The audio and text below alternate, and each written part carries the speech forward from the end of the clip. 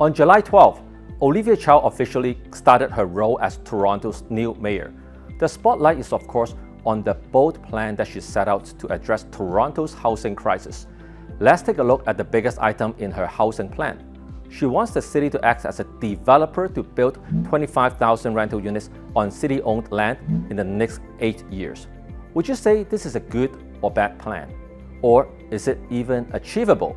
I'm going to give you some context by answering the following 3 questions. How many units do we need to relieve the housing crisis? What is the cost of building 25,000 units? Where does the money come from? If you are interested in the answers, subscribe now, hit the bell and watch on.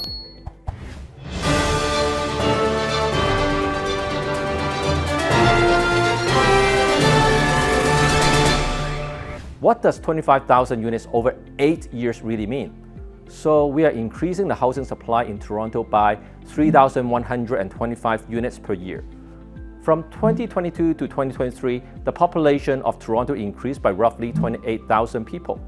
With the government's aggressive immigration target, we expect to see similar population growth in the next 8 years. Let's assume the average household size has 2 people. So divide 28,000 by 2. We need roughly an extra 14,000 units per year to house the newcomers. The new mayor's plan will supply just over 3,000 units per year. That's only 22% of the units we need. We still need to figure out the remaining 78%. That's 11,000 units per year. In Toronto, the main source of new housing supply comes from condos. A typical 50-story building has around 600 units. So we would need 18 new skyscrapers to be completed each year in order to provide 11,000 units. For the new condos units completed in Toronto within the past 5 years, do you know what percentage of them are owned by investors? 59%. You see, Toronto relies heavily on investors to provide housing supply for the rental market. If investors are not buying, developers will not be building. That's exactly what's happening in the current high-interest environment.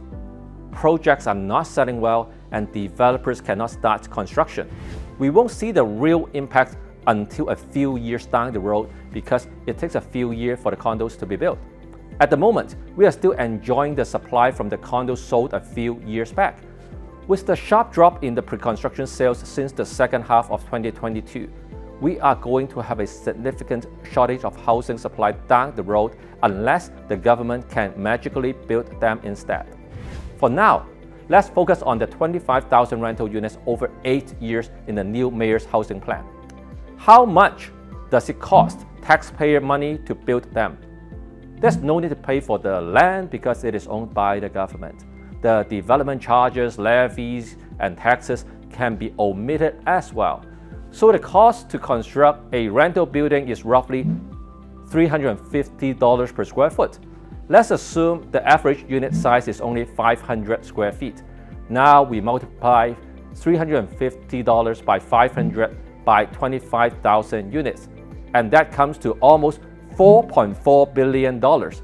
Divide that over 8 years, we still need $547 million per year. Where can we get that money when the city of Toronto is already running a deficit of $1.5 billion at the moment? Worse yet, the federal government just rejected a request from Toronto's new mayor for hundreds of millions of dollars in financial support earlier this week. They suggested she use the city's reserve fund or ask the provincial government for funding. All of these ways essentially come down to the same source, the taxpayers' money. We are all paying for this, and it is the new mayor's plan to raise taxes, luxury tax, vacant home tax, land transfer tax, and property tax. So all property owners in the city of Toronto will be affected. Let's just say we all chip in and we are able to pull together the funding to build these 25,000 rental units. Great! So we made housing affordable for 25,000 households. Remember what we said in the beginning. These rental units represent only 20% of the housing supply we need. What about the 80%? Investors will be discouraged from investing in the city of Toronto. Developers can't sell, they can't build, and we get significantly less housing supply. We all know what is going to happen. Prices will go up. So housing is going to become less affordable. Well, except for the 20%. You see, they are fixing the 20% at the expense of the 80%.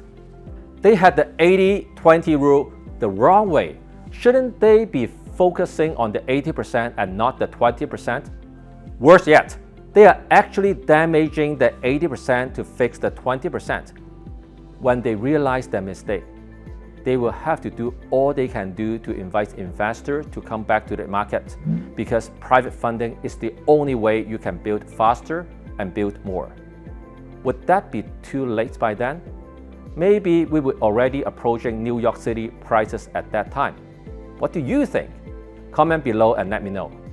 If you are a property owner in the city of Toronto, I encourage you to hold on to your property because it is going to be a scarcity.